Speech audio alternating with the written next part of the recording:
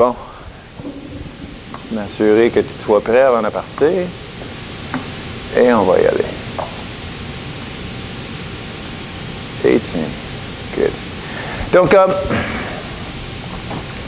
encore une fois, je suis bien content de venir enseigner la parole ici avec vous. C'est tout le temps un plaisir et un privilège de pouvoir ouvrir la Bible puis de l'enseigner à des gens qui sont intéressés à écouter. C'est un plaisir. Donc, on m'a suggéré un thème. Ça, j'aime ça quand on me suggère des choses. C'est une la parole de Dieu est si grand et si riche et si plein que c'est dur de savoir ce quoi enseigner. Puis j'ai toujours aimé faire partie d'une série ou avoir un sujet de donné, quelque chose que pour m'encadrer, au moins pour partir. Et là, en tout cas, c'est ça. Donc j'ai apprécié ça, mais ça a été un défi pour moi. Je vais vous dire, Jocelyn Aubu est venu il y a quelques semaines. Lui, je connais bien Jocelyn comme vous. Hein. C'est un cœur d'évangéliste, lui, puis il y a des pattes qui vont avec. Puis il passe son temps, lui, à cogner sur les portes, à parler avec du monde. C'est un gars qui a vraiment passé à l'action dans ce qui est l'évangélisation. Et il y a de quoi nous dire. Et j'aime ça lui parler, j'aime ça l'entendre pour ça. Il a formé et motivé plusieurs jeunes à travailler dans l'évangélisation. Il y a 2 semaines, je crois que vous avez eu Leslie Muirhead, que je connais pas énormément. Je l'ai rencontré 1 fois ou 2 dans ma vie. Mais je sais que lui aussi, il forme des gens en évangélisation. Il évangélise, il forme des disciples. Puis il y a beaucoup d'expérience à travers ces années dans ce genre de choses-là. Et là, vous avez invité cette semaine William. Celui qui aspire à devenir un évangéliste. Je peux dire, c'est une chose que j'aimerais devenir dans ma vie, que je ne le suis pas. C'est ça. C'est celui-là. C'est une chose, je devrais peut-être pas dire ça, c'est parce que j'aimerais ça aussi devenir patient. En tout cas, c'est ça. Mon fils est content que je m'en rende compte. Je suis timide devant tout le monde. J'aime ça. Mais c'est ça. Donc, je lis, puis depuis plusieurs années, je lis, puis j'étudie, je lis le livre, j'essaie des choses, je fais plein de choses, mais je peux dire, je suis beaucoup plus à l'aise avec un texte biblique à analyser puis à expliquer à des gens que d'aller vers des gens qui sont intéressés ou qui sont obligés, que d'aller vers des gens puis trouver un moyen de faire en sorte qu'ils s'intéressent ou que le message se montre pertinent. Je dis pas qu'il soit pertinent, mais le message c'est pertinent, mais qu'il se montre pertinent à des gens qui ne sont pas intéressés. L'Évangile à la vue là, c'est facile. L'Évangile dans une église, c'est facile. L'Évangile au travail. L'Évangile dans mes déplacements, c'est plus dur. Donc, seule chose que je peux dire, c'est de partager avec vous un peu mon cheminement récent, où est-ce que moi je suis rendu, en espérant que ça serve à quelque chose pour vous. Je pense que ça pourrait.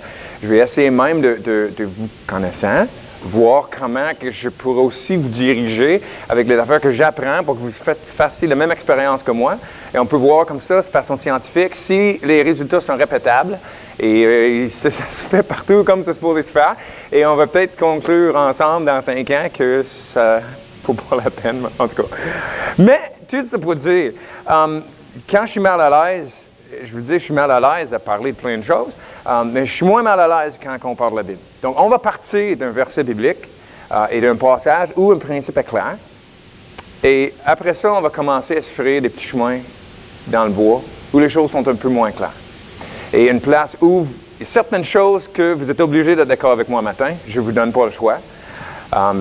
Et d'autres choses que vous pouvez dire, c'est à réfléchir. C'est peut-être, parce que là, on va venir dans les applications, puis les illustrations, puis des façons de faire qui ne sont pas obligées par le texte biblique. Okay? Donc, je vais vous partager ces réflexions-là parce que je les trouve utiles dans ma propre évangélisation. Vous allez voir à toute fin, je vais vous raconter une couple d'histoires qui devraient venir à ça. Donc, on va y aller avec ça. Ça marche-tu? Je veux juste avouer, par exemple, quelque chose. C'est que beaucoup de ce que je vais vous dire matin, je vais faire comme des Rush Limbaugh, je ne sais pas trop, là, à la TV. Se mettre le livre, puis le caméra qui va dézoomer dessus. Le livre Center Church de Timothy Keller, qui c'est plus peut-être pour les pasteurs, mais la première moitié du livre, je l'ai trouvé juste pour n'importe quel chrétien. Maintenant, c'est en anglais, je le sais. Donc, il y en a quelques-uns qui, je pourrais dire, allez l'acheter, puis lisez-le. D'autres, il va falloir attendre la traduction, que si on m'a donné un scoop, on m'a dit qu'il y avait des questions à propos de la traduction de ce livre qui pourraient venir, pourraient être très utiles pour certains. Et plusieurs des éléments que je vais amener ce matin sont tirés un peu de là. Je vais vous les faire remarquer en passant. Marches-tu? Donc, on va tourner dans la Bible. On va aller à 1 Corinthiens chapitre 1 et on va aller au verset 22. Et on va lire de 22 jusqu'à la fin du chapitre. Après ça, je vais retourner porter notre attention sur quelques éléments là-dedans qui sont importants. Le titre de mon message, on m'a demandé, je pense que ça ne se dit pas en français, connaître pour atteindre. Ça laisse bien sûr la question, atteindre qui? J'aurais pu l'atteindre ou atteindre des gens, mais en tout cas, je voulais ce cours. Vous comprenez, je pense, ce que je veux dire. Et on va voir ici. Donc, à partir de verset 22 en 1 Corinthiens 1. Un texte assez bien connu, je pense, par la plupart. On dit « Les Juifs demandent des miracles, les Grecs cherchent la sagesse. Nous prêchons Christ crucifié. Scandale pour les Juifs et folie pour les païens. Mais pour ceux qui sont appelés, tant Juifs que Grecs, Christ. » Donc, nous prêchons Christ crucifié. Donc, Christ, puissance de Dieu et sagesse de Dieu. Car la folie de Dieu est plus sage que les hommes et la faiblesse de Dieu est plus forte que les hommes. Considérez, frères, comment vous avez été appelés. Il n'y a parmi vous ni beaucoup de sages selon la chair, ni beaucoup de puissants, ni beaucoup de nobles, mais Dieu a choisi les choses folles du monde pour confondre les sages.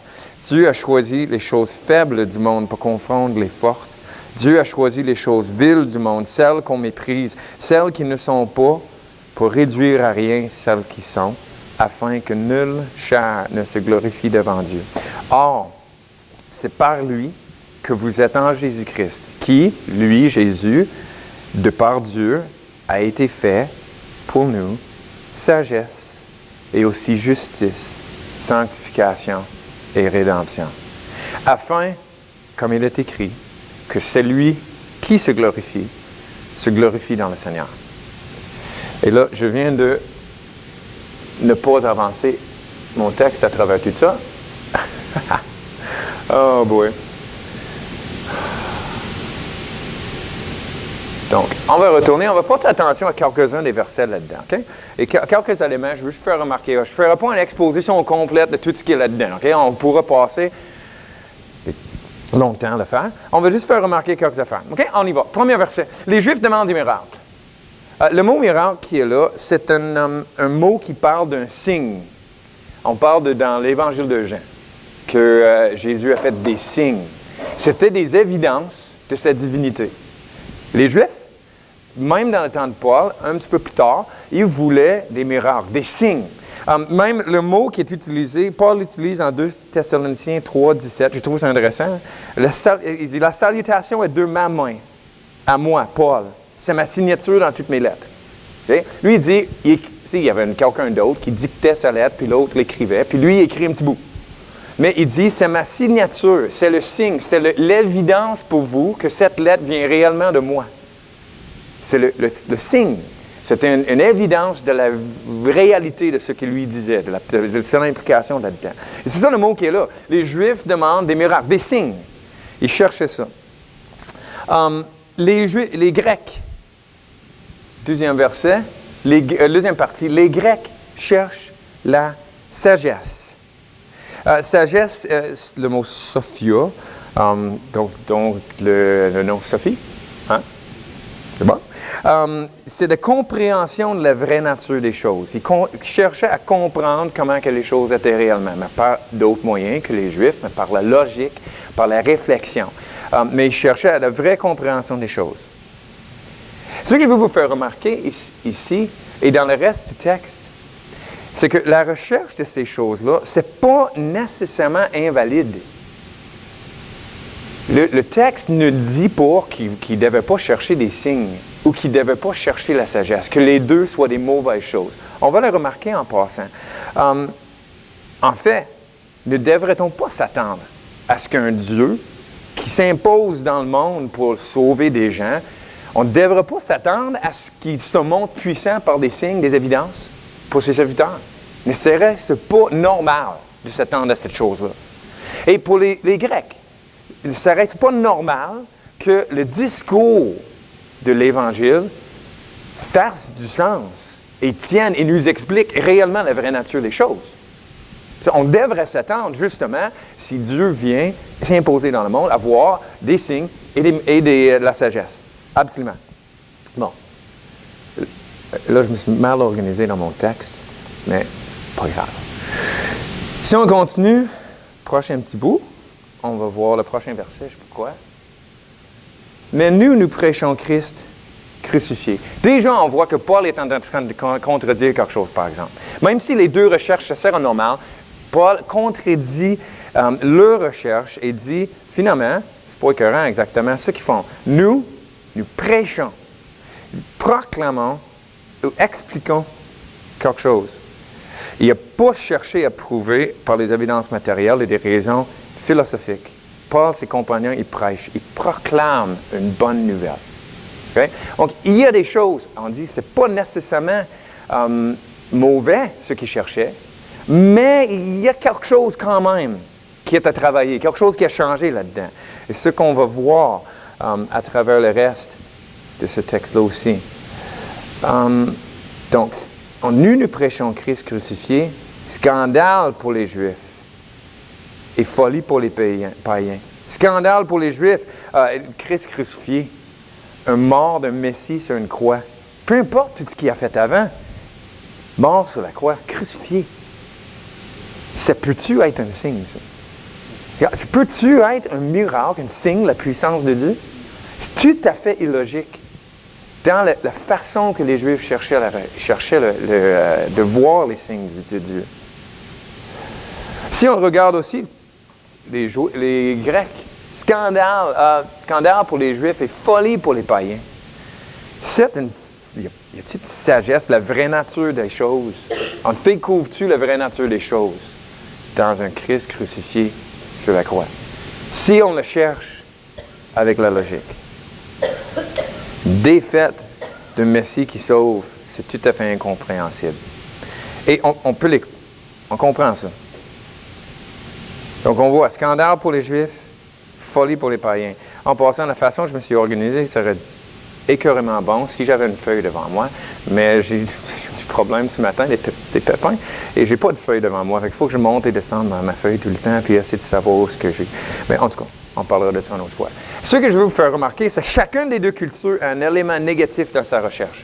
Ils ont entrepris de le faire, de trouver les miracles et des signes, ou de trouver la sagesse et la compréhension des choses, mais à travers, sans Dieu, sans tenir compte de l'existence de Dieu, sans tenir compte de la façon que Dieu voulait bien le montrer. Même, j'ai jasé avec un gars, un ami à l'école, et on disait, il était d'accord avec moi, que s'il y a un Dieu qui existe, la seule façon qu'on pourra le connaître, c'est s'il se révèle à nous. Donc, si on cherche Dieu, sans cet élément-là clé de compréhension, on va faire fausse route. Et c'est ça qu'ils ont fait.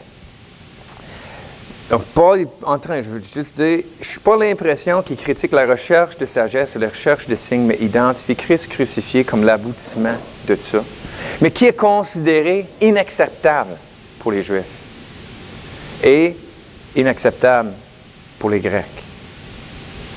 Mais, le prochain verset nous dit, mais pour ceux qui sont appelés. Donc, l'appel de Dieu fait une différence là-dedans, et quand le Seigneur appelle, quand le Seigneur parle, bien, ça change toutes sortes de choses. Il nous réveille à l'autre façon de voir, et on peut comprendre comment que Dieu veut fonctionner, plutôt que d'être laissé dans le noir avec ce que nous autres, on pense tout seul. Donc, pour ceux qui sont appelés, c'est différent. Mais remarque ce qui est dit ici.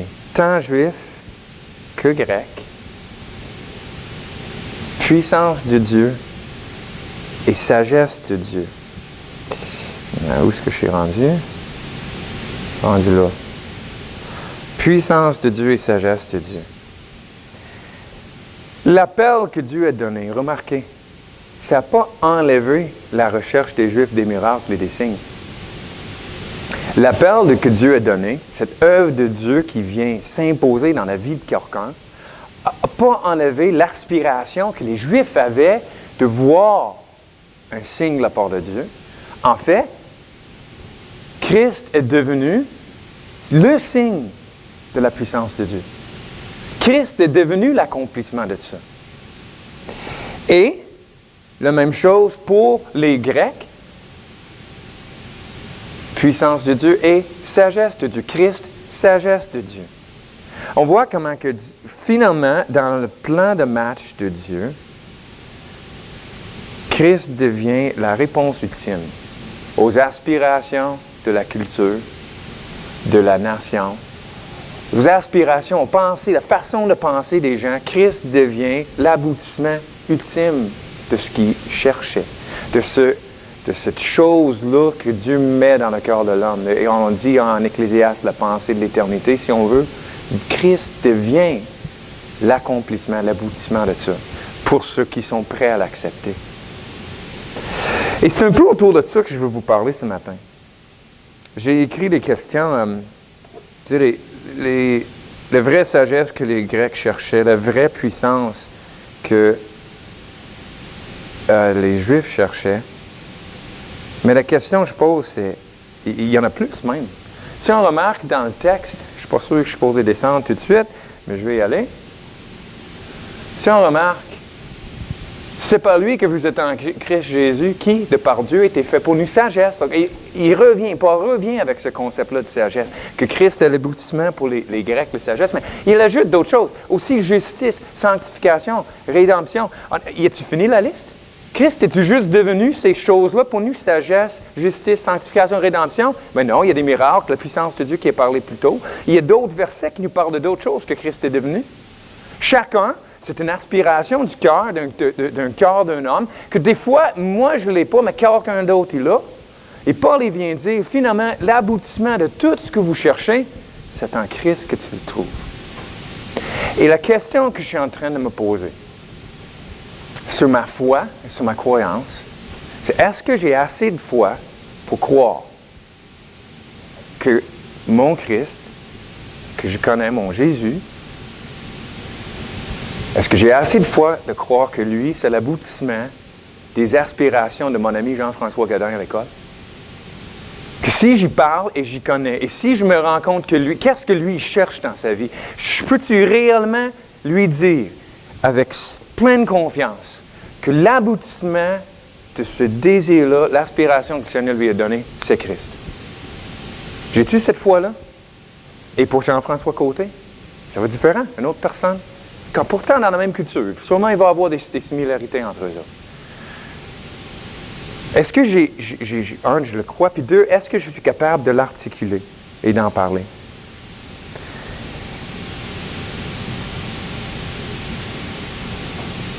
J'ai écrit, « Dis-moi à quoi tu aspires, et je te montrerai en quoi Dieu a mis l'accomplissement de cela en Christ. » Ça, je me dis, c'est une façon d'évangéliser que je n'ai pas pensé. Mais pourtant, le texte semble le dire. Vous le relirez chez vous cet après-midi. Il y a plein d'autres choses là-dedans qui viennent peut-être modifier ça un peu. Mais l'essentiel est là. On le voit. Christ a été fait pour nous sagesse, justice, sanctification, rédemption. Christ, puissance de Dieu, sagesse de Dieu. Il y a quand même quelque chose là qui est à réfléchir pour nous. Et finalement, ça nous dit, afin que celui qui se glorifie dans le Seigneur. Bien.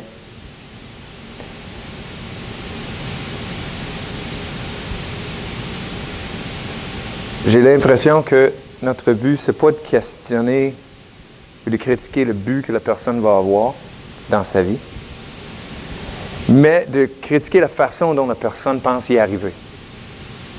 Et on va rendre gloire à Dieu quand ce qu'à lui se glorifie dans le Seigneur, c'est quand on va se rendre compte que toute notre satisfaction se trouve finalement en lui.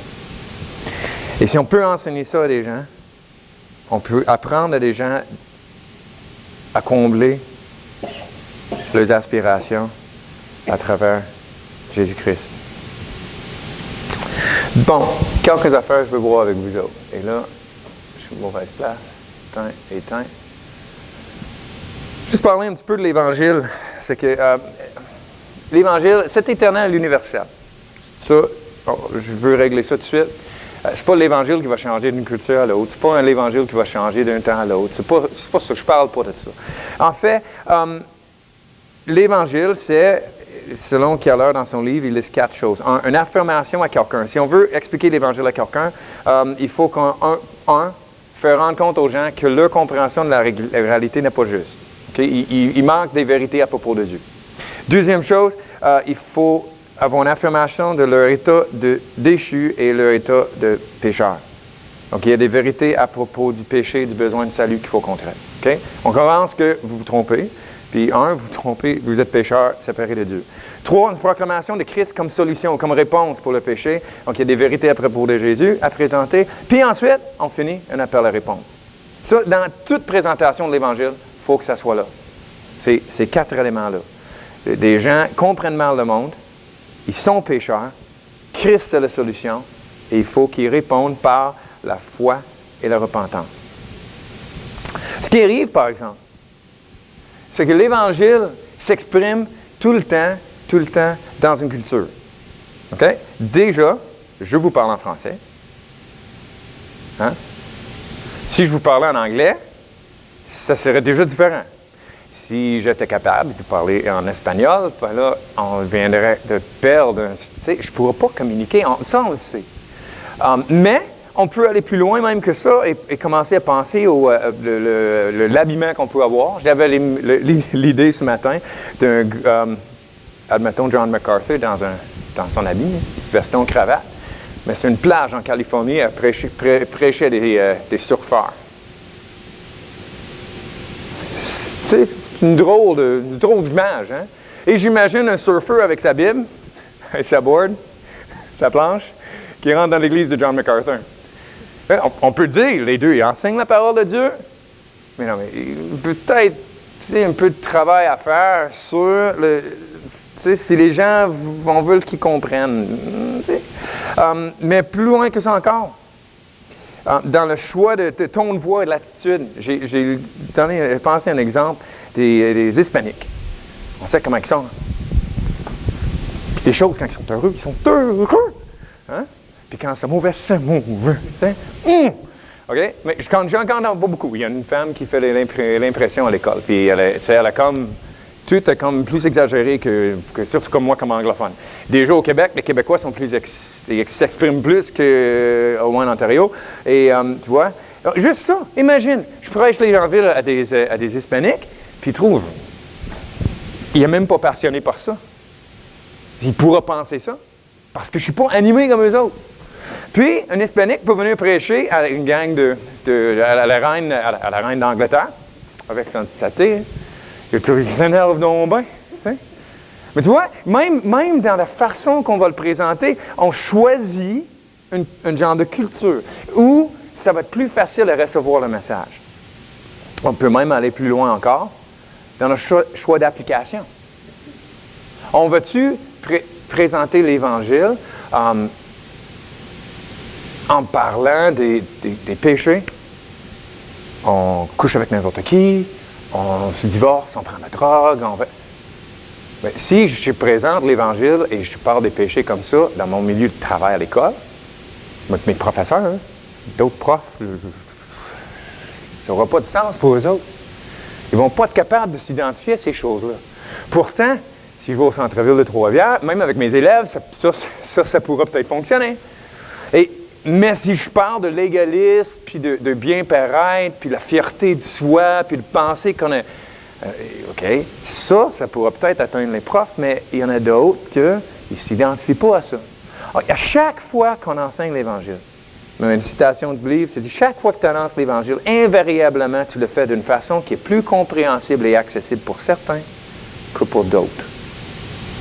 Et l'avertissement que Keller donne, si nous ne réfléchissons pas à comment mettre en contexte le ministère évangélique de façon juste à une nouvelle culture, de façon sous-consciemment, le message va être constitué, comme mise en contexte de ta culture.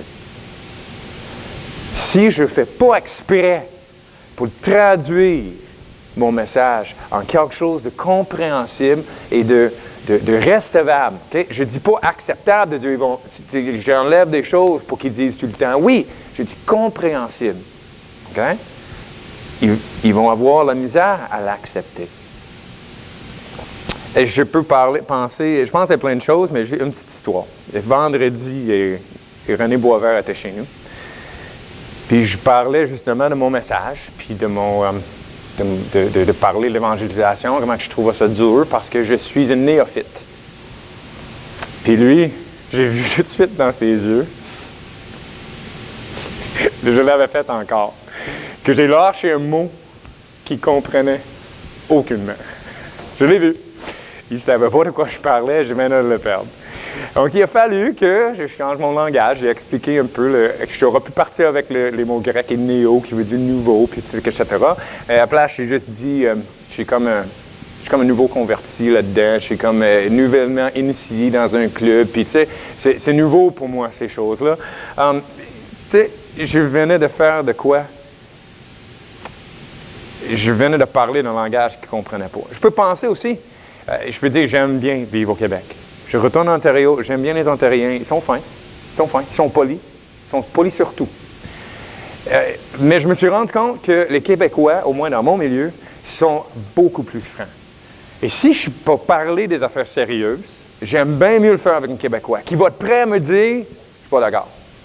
Je ne sais pas si vous avez vécu ça. Tu sais, tu parles non, je ne suis pas d'accord. Ils vont juste le dire, paf, tu sais, c'est sur la table, les cartes sont sur la table, on y va. On discute ouvertement. Moi, je vais en Ontario, je parle de différentes choses. Puis les gens, il faut penser que, c'est possible. Ah oui, c'est un point, mais comment, dites-moi donc. Tu sais. Mais encore, si je retourne en Ontario un jour pour prêcher, il va falloir que je tienne compte du fait que les gens, peut-être, ils n'apprécient pas un message à amener comme ça, comme les Québécois pourraient. Quelques exemples. Donc, où est-ce qu'on arrive avec ça?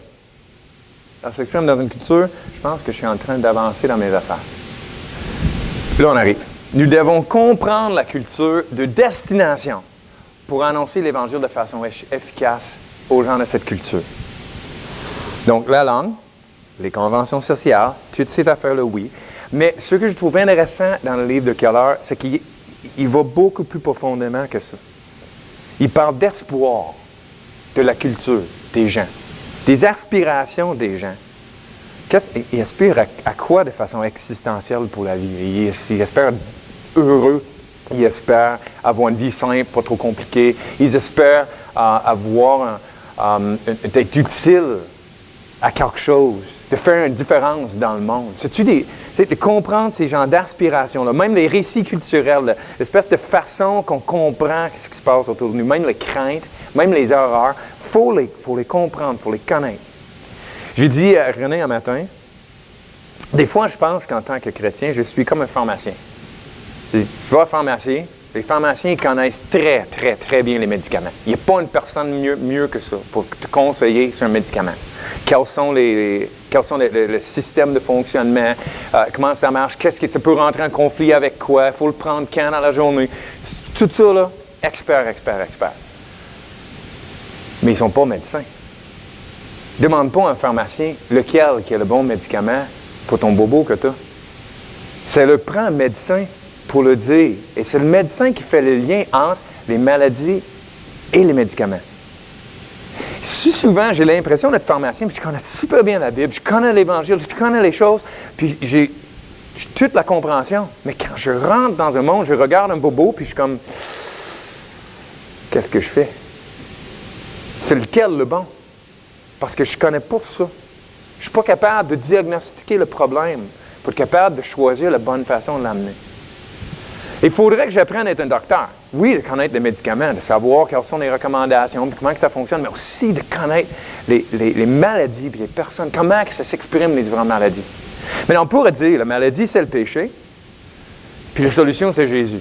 Ce qui est vrai, mais c'est peut-être simpliste un peu. Moi, je peux dire, mes péchés se montrent de façon multiple. Et des fois, je pense en avoir réglé quelque chose, juste pour que ça arrive, je me rends compte que finalement, j'ai d'autres choses que j'ai perdu le contrôle. Et que la chair a pris le dessus, le diable a pris le dessus, le monde a pris le dessus d'une autre place, d'un autre point de vue. Tout le temps en train de changer. Oui, la solution, c'est tout le temps Christ, mais c'est parce que Jésus, c'est pas un médicament comme ça, qu'on lit la Bible tous les matins, puis c'est comme si on met dans la bouche, puis il soigne tout ça, si je crois pas. Ça, là, l'illustration est plus bonne. Il faut qu'on soit capable d'identifier les maladies. Le péché se manifeste comment dans la vie de quelqu'un?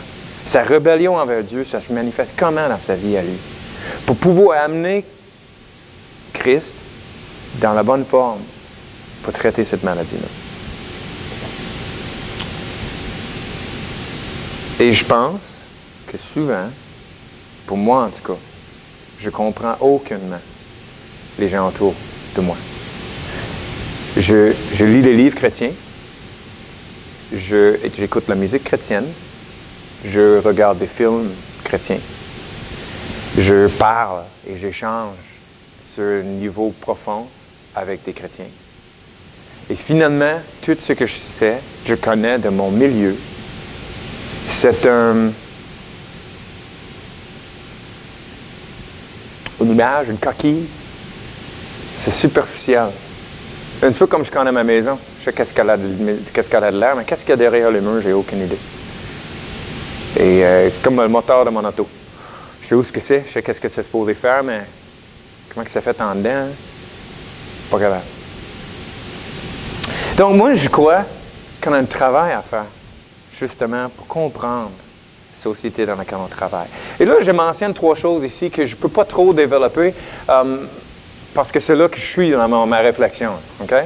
Mais il suffit de dire qu'il y aurait dans la culture québécoise, canadienne, nord-américaine, on peut aller plus large, on peut aller plus précis, même trifluvien, on pourrait le dire. Il y a certains éléments qui vont être à confronter, ça c'est évident. Il y a certaines valeurs qui ont, certains désirs, aspirations qui ont, c'est juste de dire, wow, non, stop, ça là, c'est l'indépendance complète envers Dieu, il n'y a rien de bon là-dedans. Ça se peut très bien qu'on a des choses à confronter avec des gens. Je peux penser, un exemple, c'est le relativisme. Le concept qu'il n'y a pas de vérité absolue, que l'opinion de tout le monde, ça s'équivaut, ça c'est à rejeter complètement. C'est à confronter cette idée-là et c'est à trouver des façons de l'articuler pour que les gens puissent le comprendre et le recevoir, même s'ils ne l'acceptent pas, mais qu'on puisse avoir des arguments solides. Donc, ils écoutent et ils disent, c'est vrai, c'est un bon argument, là, mais je ne l'accepte pas. Okay? C'est ça qu'il faudrait qu'on soit capable de dire. Mais plus dur, c'est qu'il y a des éléments à affirmer aussi. J'ai donné un exemple qui... c'est sûr que cet exemple-là, c'est mal exprimé dans la culture québécoise, puis c'est mal appliqué de plein de façons. Mais je peux dire, j'entends beaucoup plus parler de l'importance de la famille au Québec que je n'en ai jamais entendu à nulle part ailleurs. Les pères veulent être des bons pères, les mères veulent être des bonnes mères. On lit des livres, on fait des conférences, on apprend puis on travaille. On sacrifie plein de choses. Combien de pères et mères je parle qui se sentent quasiment envahis par la famille parce que ça prend tout le temps. La culture dit ça. Puis c'est sûr que c'est mal appliqué, mais il y a de quoi là-dedans qu'on serait capable de donner d'utiliser comme exemple et d'affirmer ces choses-là. Je pense à la joie de vivre. Mon père a dit une fois qu'il était content que ses petits-enfants grandissent au Québec. Parce que les Québécois étaient capables d'apprécier des bonnes choses juste parce que c'était bon. Apprécier un temps avec un ami juste parce que c'était un ami. Et lui, il a tout le temps l'impression, s'il va appeler quelqu'un, s'il va aller prendre un déjeuner, il faut qu'il y ait un projet. Mon père, il faut qu'il y ait une raison de le faire, il faut qu'il y ait un but ultime, il essaie de l'encourager, mais juste d'avoir un ami puis d'avoir l'amitié, juste parce que on a créé social, il y a la misère avec ça. Puis au Québec, c'est quelque chose qu'on peut affirmer, ça. Le désir de faire de quoi de grand, d'important, de faire une différence dans le monde. Les Québécois, ils ont ça. J'ai l'impression qu'on cherche souvent à changer quelque chose. On veut. Excellent, qu'on affirme ça. Mais on va avoir le pointer vers Jésus-Christ. On va avoir à le diriger, mais on peut affirmer ça. Puis, peut-être aussi des éléments à racheter. Des choses qui sont très mal appliquées, on pourrait essayer de le récupérer si on veut. Et c'est ça. Et là, j'ai une citation de Keller encore, que je trouvais intéressant. Il dit de contextualiser, de mettre le message de l'Évangile dans le contexte. C'est pas, comme on dit souvent, de donner aux gens ce qu'ils veulent entendre. C'est plutôt donner aux gens les réponses bibliques qu'ils ne voudraient peut-être pas vouloir entendre du tout. Mais donner des réponses à des questions sur la vie que les gens de leur temps particulier et leur lieu particulier posent. Des réponses bibliques qu'ils ne veulent peut-être pas à des questions qu'ils sont en train de poser sur la vie, mais dans un langage et une forme qu'ils peuvent comprendre. Et par des appels et des arguments dont ils ressentent la force, même s'ils les rejettent.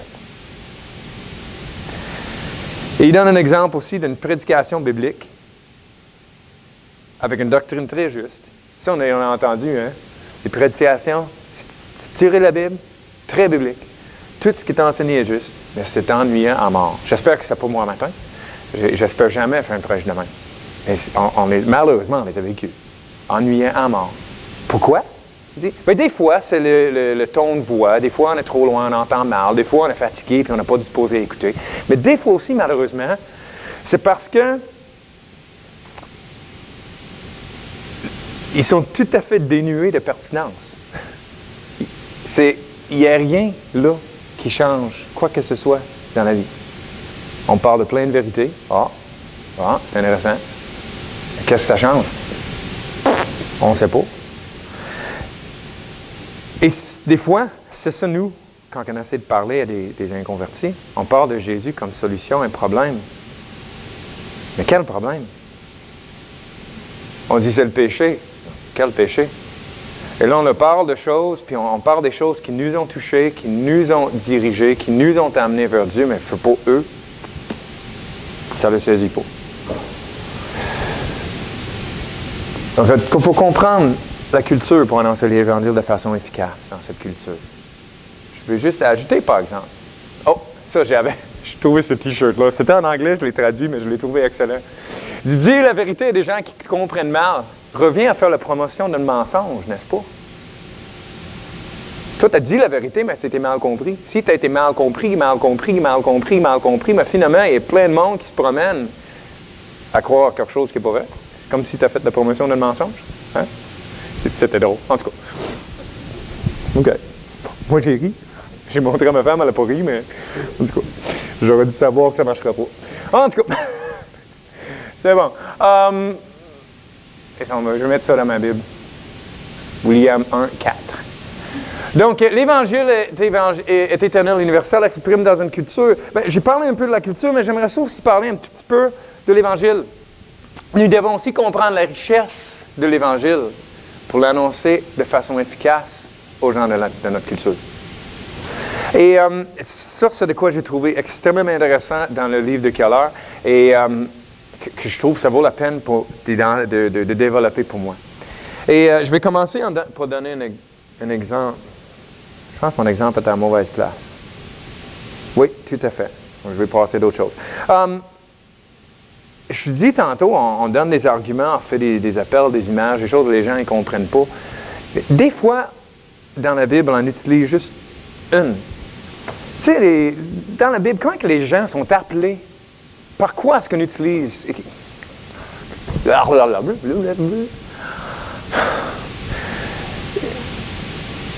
On veut appeler des gens, on veut dire aux gens qu'il faut qu'ils répondent à Dieu. On veut leur donner une motivation pour le faire. On veut l'expliquer. Okay? Qu'est-ce qu'on utilise? Je sais que des fois, il y a des gens qui utilisent la peur de l'enfer, la peur du jugement et de la mort. Souvent, on aime moins dans ces temps-ci. Hein? On aime moins dans notre culture à nous autres. De dire Dieu, le grand Dieu en haut qui juge des gens, qui a juste hâte d'envoyer des gens en enfer, là, qu'il faut que tu aies peur de ça. C'est achète-toi ton assurance feu. Tu sais? Et c'est un peu la façon. Et là, on n'aime pas ce concept-là. Mais je veux dire, c'est dans la Bible. C'est un appel, une façon qui est faite. Et là, il y a un texte en Hébreux 2 que l'auteur aux Hébreux parle par crainte de jugement et de la mort, que les gens ont répondu à l'Évangile. C'est un appel valide qu'on pourrait utiliser. C'en est un. Qu'est-ce qu'il y a d'autre? On voit dans les Évangiles souvent des gens qui viennent à Jésus pour faire régler un problème. On pense à madame qui avait un saignement. depuis 10 ans, qui avait dépensé tout son argent. Alors vient Jésus à cause d'un problème qu'elle a besoin de régler. Ça, c'est un autre cas. Des fois, on a comme mal à l'aise, je pense, de l'utiliser avec des gens. Et je me demande si c'est parce qu'on a la foi ou parce qu'on n'en a pas assez. On sait que Jésus ne règle pas tous nos problèmes. Hein. Il n'est pas parce qu'on devient chrétien que le mariage est parfait, puis les enfants deviennent des anges parfaits, puis là, tu pognes un job, puis tu deviens riche, puis c'est sûr, on croit ça, puis il ne faut pas le présenter au monde. Mais en même temps, Dieu ne change pas un mariage. Il ne change pas une relation avec les enfants quand on suit la parole. Il ne vient pas apporter la solution à ces problèmes-là. Et on voit dans la Bible que des gens sont appelés à Jésus pour avoir de l'aide avec un problème. On voit aussi des gens qui sont libérés de la culpabilité et de la honte. On voit que l'Évangile a cet effet-là, d'enlever la culpabilité des gens, d'enlever la honte des gens. On est-tu à l'aise d'utiliser ça comme appel, comme façon? C'est quelque chose qu'on a stock dans notre tête quand on parle avec des gens. Ils sont honteux, ils se sentent coupables. Peut-être la culpabilité, oui. Je pense la honte un petit peu moins, me semble. Mais pour moi, je vois, et j'ai juste fait une petite parenthèse dans la liste que j'ai pour vous, juste pour dire, ce que j'ai trouvé intéressant, c'est de voir la variété de façons, de raisons, ou de raisons à donner aux gens quand on veut les appeler à répondre à l'Évangile. C'est pas aussi simple, même dans la Bible, de dire, t'es pécheur, t'as besoin d'être sauvé. Oui, c'est vrai ça. Mais il y a aussi, tu crains le jugement et la mort, Christ a porté ça pour toi. Tu as un problème, ben c'est la vérité que Christ enseigne, puis le changement que lui effectue dans ta vie est capable de t'amener à régler ce problème-là, au travail dessus. La bonne voie, c'est comme ça. Tu te sens coupable, Christ a porté la culpabilité pour toi. Tu sens la honte, mais Christ a porté la honte pour toi, puis il t'aime. Il connaît tout ça dans ton passé que d'autres ne connaissent pas. Pas besoin d'avoir honte de ça. Il aime, puis il se sacrifie pour toi pareil. Il y a une richesse là-dedans. Puis si je continue, Keller, il donne 3 autres exemples même. Il parle de combler des besoins existentiels. Jean 4 avec la madame à la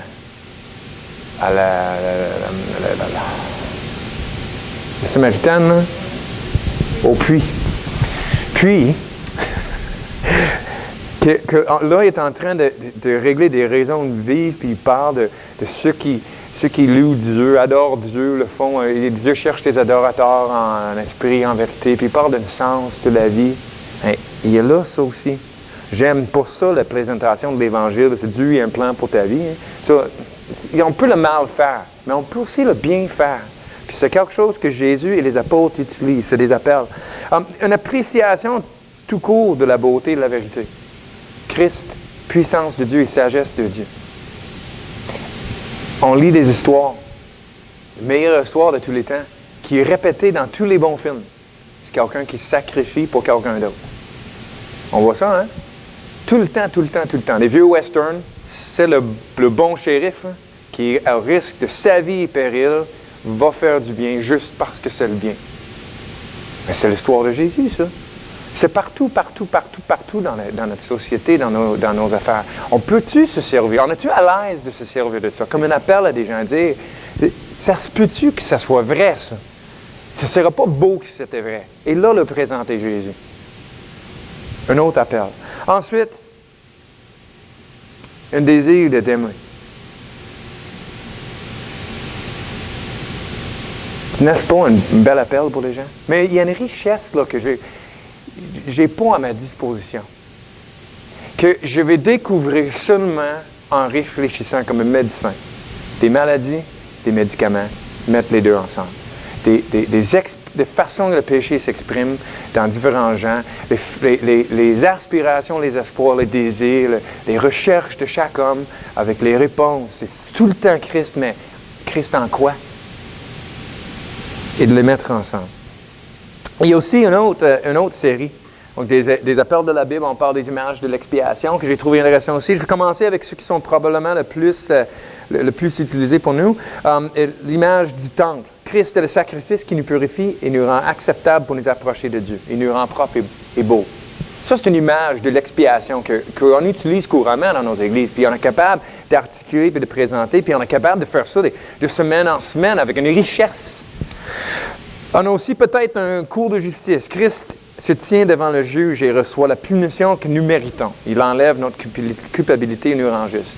Tu sais comment légèrement, c'est la même chose, mais légèrement différent, qui va être compréhensible et il va avoir une force pour différents gens dans une autre situation. Mais il y en a d'autres encore. Le marché public. Christ a payé le prix du rachat, le prix d'achat pour nous sortir des dettes que nous devions, il nous libère de l'esclavage. On est-tu prêt à le dire? Toi, esclave, toi, esclave, et c'est Christ qui t'a racheté de ça. L'image d'un champ de bataille. Christ a combattu les puissances du péché et de la mort pour nous. Il a battu les puissances du mal pour nous. Et un que j'ai trouvé très intéressant, mais très peu utilisé, pour moi en tout cas, c'est l'image d'un exil.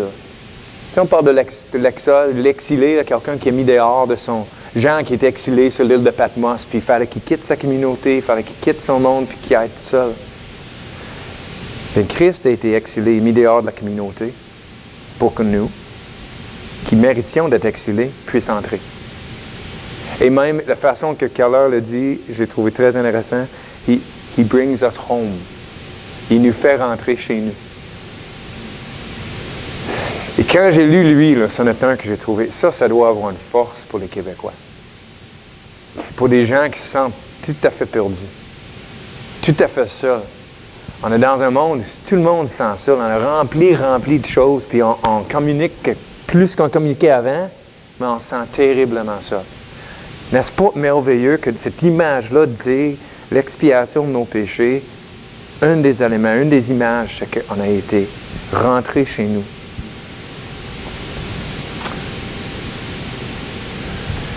Il y a peut-être quelques objections à cette question-là. On dit, la Bible ne change pas, Dieu ne change pas. Moi, il annonce la vérité, puis Dieu il fait son travail. C'est vrai. C'est vrai. Mais moi je dirais, si on ne comprend pas, des fois à cause de notre propre culture, on ne comprend pas la richesse de tout ce qui est possible. J'ai vécu en Ontario jusqu'à mes 19 ans, admettons, et j'ai déménagé au Nouveau-Brunswick. C'était un autre monde. Pourtant, c'est tout au Canada, c'est tout anglais.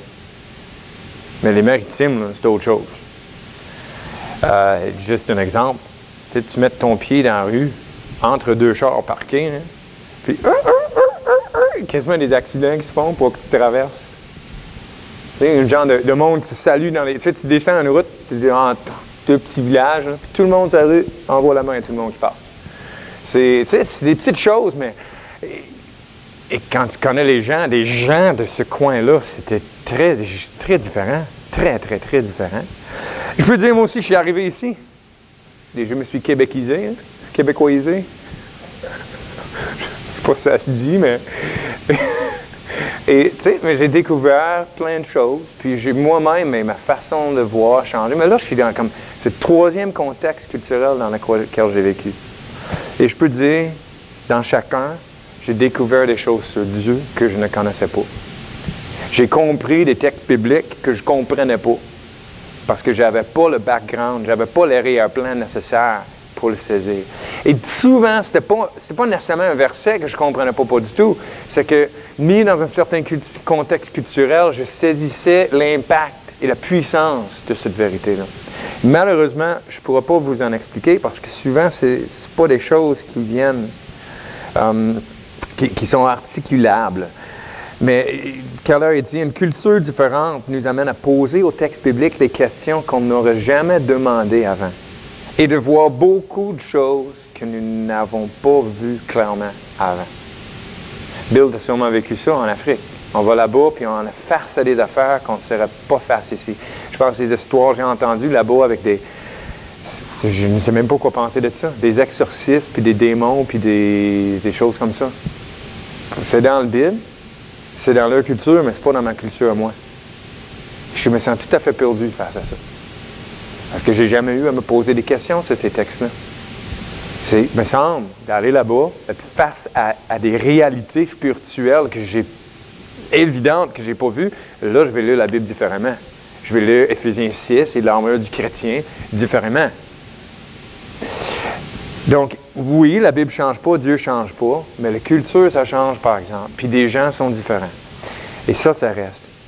Une deuxième objection, il y a une fondation biblique pour ça. À part 1 Corinthiens 1, qu'on vient de l'étudier, 1 Corinthiens 9, 19 à 22 qu'on connaît, qui dit « Bien que je suis libre à l'égard de tous, je me suis rendu le serviteur de tous afin de gagner le plus grand nombre. Avec les Juifs, j'ai été comme Juif, afin de gagner les Juifs.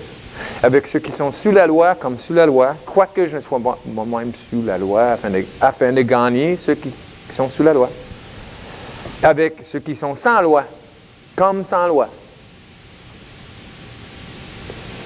J'ai été faible avec les faibles, afin de gagner les faibles.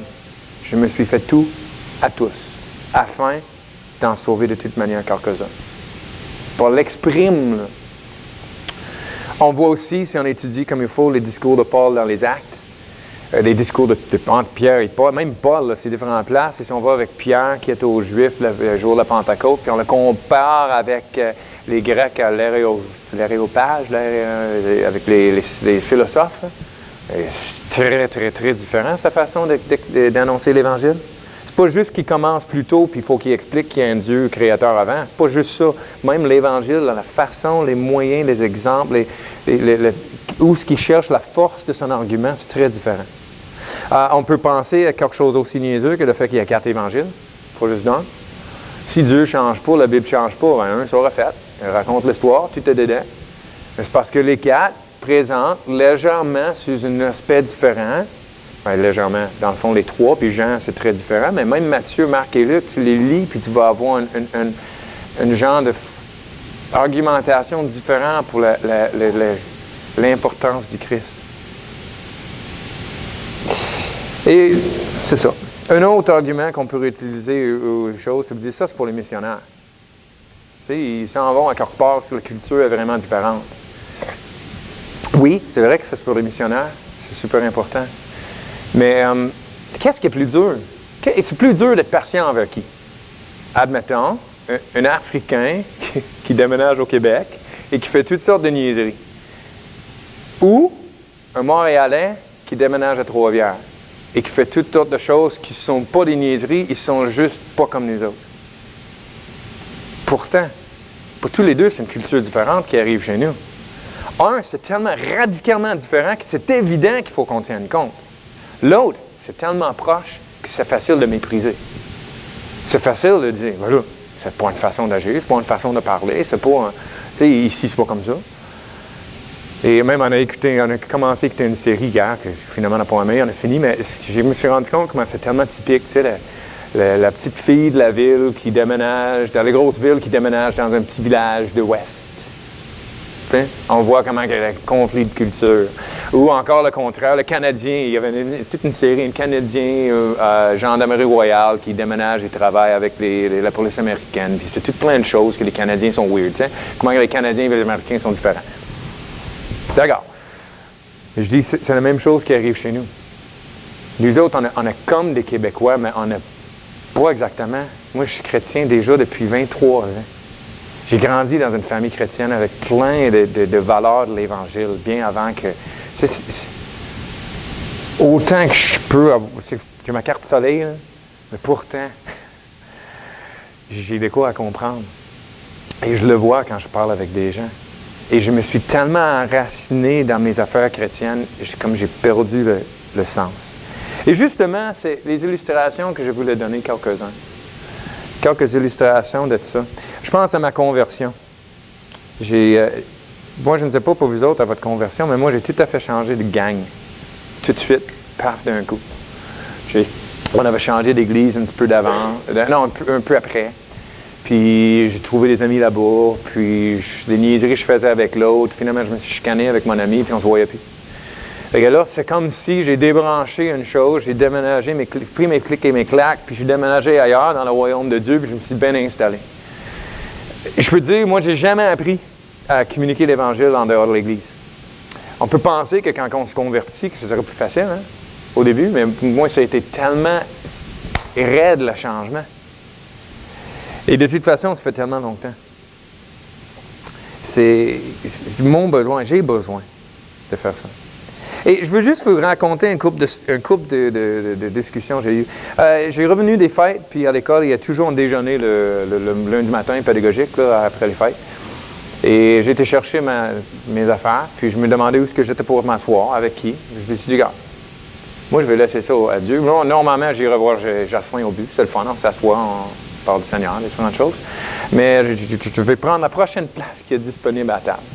Puis finalement, cette place-là, il y avait un directeur adjoint, puis il y avait un gars qui est dans l'école depuis que je suis là, informatique, qui devait construire un ordi pour moi, différentes affaires. J'en ai quand même un bon contact, mais n'a jamais parlé de quoi de sérieux. Jamais, jamais, jamais.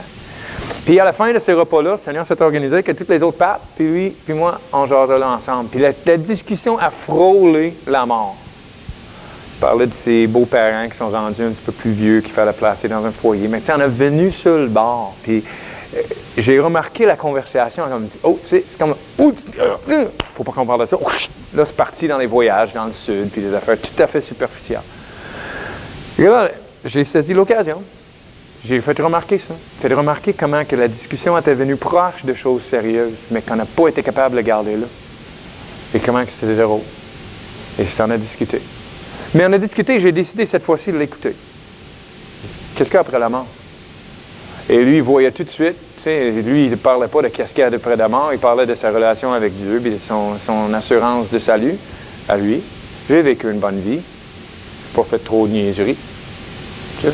Pourquoi j'aurais un problème? J'ai trouvé ça spécial de l'entendre de ses paroles, de ses mots, là, de sa bouche. C'est pas moi qui disais les Québécois doivent être de même, c'est lui qui l'a dit. OK, bon, c'est bon. Correct, je comprends. Non, c'est pas correct. Mais en tout cas, des discussions à continuer. J'ai parlé de c'est quoi le sens de la vie, pourquoi il vit. C'était fascinant de l'entendre. Plein de choses que j'aurais devinées, il a confirmé. Mais c'est pas parce que j'ai bien deviné, par exemple, que je le savais. J'avais deviné avant. Il fallait que je l'écoute.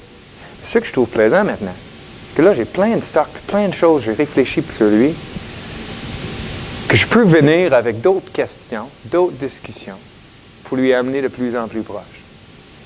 Il pense qu'il est correct, après? Moi, une question que je vais lui poser, c'est comment qu'il sait? C'est quoi il se base pour dire ça? Moi, je me base sur la Bible. Pourquoi je me base sur la Bible? Je peux l'exprimer, je peux expliquer. Es-tu capable, lui? Parce que c'est une discussion intéressante, ça, d'avoir avec quelqu'un. Tu dis, tu n'as pas de problème parce que tu as mené une bonne vie? C'est quoi tu te bases? C'est quelle autorité tu dis ça? Mais, je vais l'amener avec un peu plus d'amour que je l'ai dit présentement. Je me suis dit aussi, il croit en Dieu. Il y a un Dieu personnel qui va avoir jugé s'il a vécu une bonne vie ou non. Lui, il a dit, le but pour lui de la vie, c'est d'apprécier les bonnes choses que Dieu a créées. Bon, j'aimerais ça lui poser la question. Tu vis dans le monde de Dieu. Tu vis dans sa maison. Tu manges sa nourriture. Tu flattes son chien. Tu t'étends sur son divan. Tu écoutes son TV. Tu sors puis tu rentres comme tu veux. Et pourtant, tu ne le connais pas. N'est-ce pas un peu étrange? Je voudrais discuter avec lui à un moment donné du fait que profiter des bonnes choses dans la vie. Ben, oui, des voyages dans le sud, puis des ordinateurs, puis des chiens, puis mais n'est-ce pas le plus important, n'est-ce pas des relations? Et les relations les plus satisfaisantes, n'est-ce pas les relations les plus long terme? Ne serait-ce pas intéressant de connaître un vivant qui est éternel pour avoir une relation qui serait satisfaisante? Moi, je veux même aller y voir. Puis dire, moi, je pratique avec toi. J'aimerais ça que tu me dises ici en quoi que ça te poigne, ça. Y a-t-il de quoi de puissant dans ce que je te dis? Mais c'est merveilleux.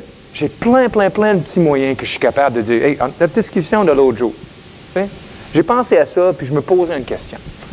Faut-tu? Juste à chercher à le connaître, j'ai plein de petites pistes que je peux peut-être aller suivre, voir qu'est-ce qui est efficace avec lui. J'ai un autre ami à l'école, un autre Jean-François. Lui, c'est prof d'histoire. Et je prends un autre autre chose avec lui. On a discuté justement de la Bible et de la création de Jésus, de la vérité et de tout ça. Et lui, par exemple, moi je suis prof de sciences à l'école, puis je dis, tu sais, Jésus, la vérité de Jésus, il dit, c'est pas scientifique ça. La science ne peut pas faire ça. Je dis, la science traite de ce qu'on est capable de répéter et refaire. Bill fait de quoi chez lui, il prend ce produit-là, mélange avec ce produit-là, il brasse tant de temps, puis ça donne tel résultat. La science dit, tu mets cette recette-là sur l'Internet, puis moi je la fais chez nous, puis Eric chez lui, puis l'autre en Floride, puis on est supposé tout avoir le même résultat. Il dit, comment qu'on va faire pour prendre Dieu incarné en homme, mort sur la croix et ressuscité? La résurrection de Jésus, ce n'est pas le domaine de la science, pas en tout, parce que c'est aucunement répétable. Je trouve ça intéressant. Lui, c'est une prof de science qui lui dit ça. Je suis en train de cadrer la discussion. J'ai dit ça, par exemple, c'est une question historique. C'est un prof de histoire. Donc, il va falloir qu'on parle. Et là, j'ai plein de background là-dessus que j'ai accumulé dans ma tête, mais là, je peux l'utiliser.